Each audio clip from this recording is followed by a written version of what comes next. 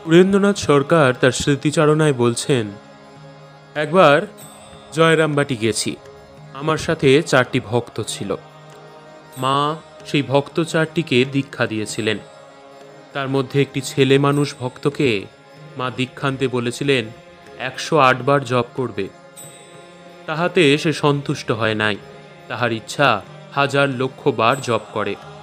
মা ঈষৎ হেসে বললেন, এখন মনে করছো বটে, সে তো তোমরা পারবে না, কত কাজ তোমাদের করতে হয়। বেশি পারো ভালোই। মাকে পূজা করবার জন্য একদিন কিছু পদ্ম ফুল সংগ্রহ করে আনলাম। মা বললেন, কয়েকটি সিংহবাহিনীকে দিয়ে এসো, আর কিছু রেখে দাও। একটি ভক্ত বললেন, সব ফুল আপনার পায়ে দিয়ে পুজো করব। মা বললেন, আচ্ছা সে হবে, এই তো আমার পা, তা আবার পুজো। মাকে বলেছিলাম, মা, ঠাকুর বলতেন শুদ্ধা ভক্তি সকলের সার, আমাকে আশীর্বাদ করো যেন তাই লাভ হয়। নিকটে আরও কয়েকজন ভক্ত ছিলেন।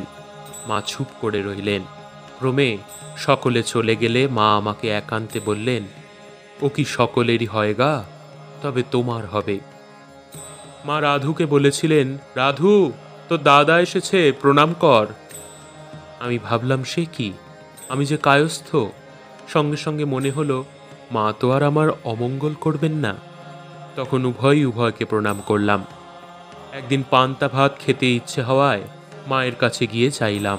মা বললেন, দাঁড়াও, আমি লঙ্কা মরিচ আর বড়া ভেজে দিই। তোমাদের দেশে খুব লঙ্কা ভালোবাসে। গ্রামাফোনের অনুকরণে অষ্টগন্ডার একটা কম দিমু না, বলে মা খুব হাসতে লাগলেন।